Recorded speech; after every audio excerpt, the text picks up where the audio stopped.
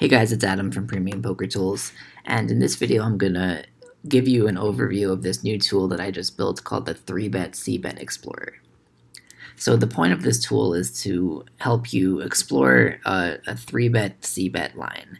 So as an example, let's say that you're in the cutoff or something and you're dealt like 5-4 suited, and someone opened for middle position and you think that they fold too much, so you want to try to take advantage of them by 3-betting, and then if they call your 3-bet, you're going to continue and fire a C-bet on the flop. So that's kind of the idea behind this tool. That's what this tool helps you explore. So let me clarify what I mean. Let me go into a little bit more detail about what I mean by the 3bet-Cbet bluff line.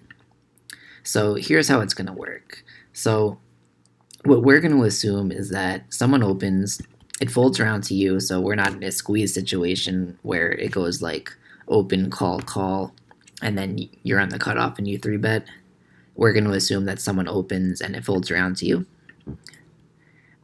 We're going to also assume that if someone 4-bets you, that you're going to fold. So you don't get to realize any kind of equity that you have in the pot. We're going to assume that you have some sort of a bluffing hand that can't continue versus a 4-bet. We're going to assume that no one behind you will ever flat your 3-bet. So that's not quite a realistic assumption. I mean, depending on the game that you play, in smaller stakes games, there are going to be kind of fishy players that flat 3-bets with kind of garbage things, and even in a game with better opponents, sometimes they'll have a hand that they want to flat with, maybe like a pocket jacks or something. But yeah, we're going to assume that no one ever flats your 3-bet, that people behind are either going to be 4-betting or folding. Okay, so now we're going to kind of move on to the flop. So, someone opens, we 3-bet, and they call. And when we miss the flop, we're going to assume that we fire a C-bet every time. So, that's not really realistic. There's going to be some boards that, you're going to know that it hits your opponent's range very hard, so you're not going to want to waste your money with a C-bet. But here we're just going to assume that when you miss, you fire a C-bet every time. And we're also going to assume that the C-bet is going to be the same size. You're going to enter in that size further down. I think it's over here. But yeah, we're going to assume that you bet the same size. And again, that's not really a realistic assumption because, if it's a particularly dry board, let's say, you might be able to C-bet to a smaller size and still generate a lot of folds. Whereas if it's more of a wet board, you're probably going to want to C-bet bigger to ensure that you get folds from some weak hands that might want to stay in, like a gut shot, let's say. So here's our assumption. When we get called and then we miss the flop, we fire a C-bet every time, and the C-bet will always be the same size. And then we're also going to assume that if someone calls our C-bet, that we just basically lose the hand. So like in reality, we might C-bet with a flush draw or something, and we C-bet get called, and maybe we hit our flush on the turn or the river. But we're assuming here that that never happens, that when they call our C-bet and we missed the flop, then we're just going to assume that we lose the hand. And another thing is that we might have a profitable turn bet. Maybe they like to, I don't know, call the flop light, like float the flop. Or maybe the turn is like a nice card for us, like an ace or something that is like a scare card and that hits our range well and that we can generate folds on. But here again, we're going to assume that that never happens. It's kind of a conservative estimate that when we C-bet and get called and we missed, we're going to assume that we just always lose. And then finally, we're going to assume that if they call our 3-bet and we hit the flop, so like if we have 5-4 suited and maybe we flop a flush, we're going to assume that we always win the pot. And again, that's another unrealistic assumption because take that example. Let's say we flop the flush with 5-4 suited. They might have, let's say we have 5-4 of spades, like they might have a spade in their hands that's going to be bigger than our spades. So, they might hit one of their outs and end up beating us even when we initially hit the flop. But again, we're going to assume that when we hit the flop that we always end up winning the hand. So I want to talk about accuracy versus simplicity here because, we have all of these assumptions that we're making and they're not realistic. But if we were to kind of make this tool more precise and take into account every possible situation, then the tool kind of becomes kind of bloated and it becomes difficult to use and difficult to reason about and understand. So there's this trade-off between accuracy and simplicity, where the more accurate you want to be, where you take into account all of these kind of caveats, it's going to make it less simple. If you want to make it more simple, it's not going to be quite as accurate. Like when I first started building this tool, I forgot to consider the possibility that someone 4-bets you. I was just keeping it really simple, 3bet-Cbet, but I didn't think about what if someone 4-bets you. So the tool would have been more simple if I didn't take into account 4-bets, but it wouldn't have been quite as accurate. So there's this trade-off, and I tried my best to kind of navigate the trade-off well, to strike a good balance between the two. I'd always love to hear your guys' thoughts about how I navigated that trade-off. If you kind of disagree, definitely shoot me an email and let me know. But yeah, so that's kind of the line that we're taking, this 3bet-Cbet bluff line. So hopefully that makes sense. So now let's move on to the tool itself and to try to see how to use it. So we're basically going to scroll down here and answer each question. So what did they open to? This is measured in big blinds. We can say that they opened to 4 big blinds, let's say. What are you 3-betting to? We can say 10 big blinds. And here, actually, I'm going to go back to my defaults, but I'm just showing you that you can change this. Okay, so we say what they open to, what are we 3-betting to. Now we're going to answer the question of what range do we think that they're opening with. So let's kind of put in some sort of a 25% range, something like this. Maybe this is in like a later position kind of open. So they open 25% of hands. Then we're going to answer the question of what do we think that they're continuing with versus our 3-bet. So now we can kind of, maybe say that they're continuing 50% of the time. Okay, so then we scroll down, and what range do we think they're 4-betting with versus our 3-bet? So I'm going to say that they're only 4-betting aces and kings. That's kind of typical. It's probably too tight, but I think that most people only want to 4-bet aces and kings.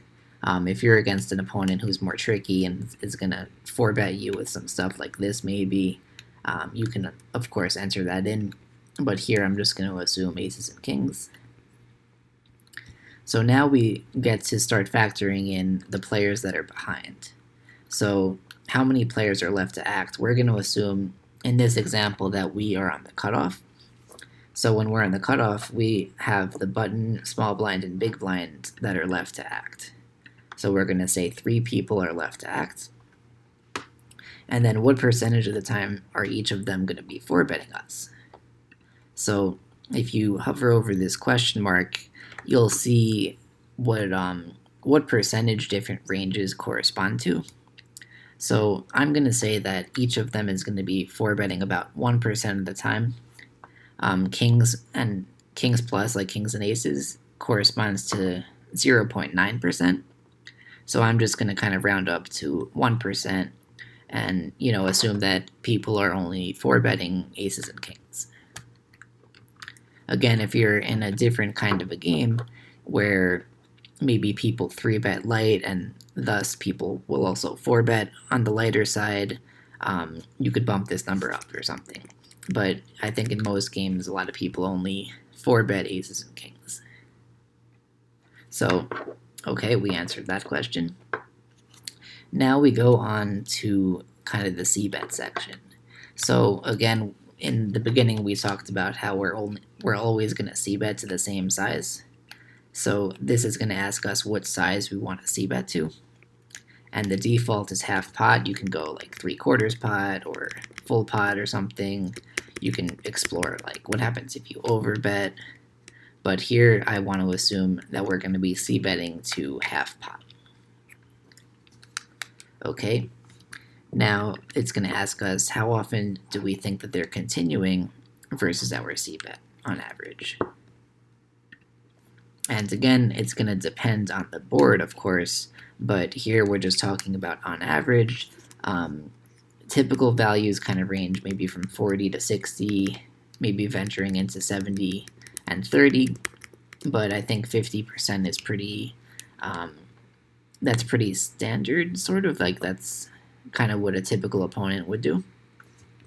So I'm going to leave 50 as the default.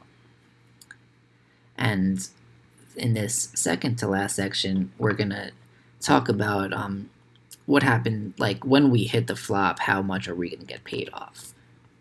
So first it's going to ask us how often do we hit the flop. And let me actually go into a different tool, the hit calculator. So like, you know, let's say we have 5-4 suited. We were talking about that as an example. So we're going to simulate and see how 5-4 suited hits the flop. And I'm going to say that it only counts as like a hit when we make 2 pair or better. You know, if we make top pair with a weak kicker, that's not really like hitting the flop. But if we have 2 pair or better, that's a hand that we can get like 3 straights of value from. So here we see that 5-4 suited hits 5.76% of the time. And if you play around with a lot of different other hands, and you consider 2 pair and better to be hitting, you know, it's always going to hover around 5%. You can play around with it. But unless you have a pocket pair, if you don't have a pocket pair, it's going to be around 5%. So back to this, when we scroll down and it asks us how often do we hit the flop, 5% is probably what you want to put. If you want to be more conservative and like maybe you're not going to be getting value from 2 pair, like you can make that smaller, but I think that 5% is a good number. So now it's going to ask us how often do we expect to get the first straight of value, the second, and then the third. And this is going to be assuming that we bet 3/4 pot when we're going to be betting for value. So each of these value bets is going to be 3/4 pot. And of course, you know, there's an exploitable kind of thing going on here. If we're always betting 3/4 for value and half as our C-bet bluff, that's something a good opponent could figure out, but a lot of times we're not against opponents who are going to figure that out. So let's just go along with that assumption. So we bet 3/4 pot when we're going for value, and we're just going to say that on each street they're going to continue 50% of the time. And now finally, there's this question about what alternatives do we want to compare the 3bet-Cbet bluff line to. So like, if we have 5-4 suited and we're going to fold if we don't take this line, then the alternative is like a EV of 0. But like if we had pocket 3s, let's say, and we would prefer to flat than to fold, like maybe the EV of flatting is like 1.5 big blinds, let's say. So now we want to take the highest EV line that we have. So if C-bet if 3bet-Cbet bluffing has an EV of like 0.92, we would prefer the flat, because the flat gives us an EV of 1.5. So that's what this question is asking, because we want to take the highest EV line that we have. But here we're going to assume that if we didn't 3bet-Cbet, that we would fold. So we're going to compare it to an EV of 0. So this has been kind of a walkthrough of each of these sections. So now I want to move on to this graph over here and this table. So I'm going to start off with the graph. So the y-axis, the vertical axis, is showing the EV in big blinds. The horizontal or x-axis is how often that they continue versus our 3bet. And I have a typo here, I'll have to fix that. But yeah, so it's basically holding all of these variables constant, except for the variable of how often they're continuing versus our 3bet. So here we have that they're continuing 50.9% of the time. And if we go here, we see that 50.9 is on the graph, and it has an EV of 0.53. But it's also kind of helping us think about this situation and kind of zoom out, and it's showing, well, what if they continue 70%? What if they continue 85%? What if it's 30%? So this graph kind of helps us zoom out and see how we do when they continue at different rates. And obviously we can see that the effect is pretty drastic, where if they're folding a lot, if they're only continuing 20% of the time, we have a very high EV. But if they're continuing a lot, if they're like a station and they continue 80% of the time, our line is going to be negative EV. So you can see the slope of this graph is like, relatively steep, and that's showing that how often they continue is going to be important for us. So that's the graph, and then the table is basically just plotting a couple points from this graph. So like at 100% continuing frequency, the EV is negative 2.69 big blinds. So here it's just kind of showing you at a glance, some typical values from the graph. 0, 20, 40, 60, 80, and 100. And I have a little color coding going on where like darker green is more plus EV, darker red is more negative EV. And then finally, this italicized column in the table, that's referring to what we have over here. So here we have 50.9%. If we like change this and we scrolled up, we would see that this changed. So this is just kind of showing us the EV based on what we had selected down here. So that's been an overview of what the tool is and how it works. And in the next video, I'm going to actually kind of use the tool to study and kind of show you guys what my takeaways were in using this tool to study. So thank you guys for watching, and hopefully I'll see you in the next video.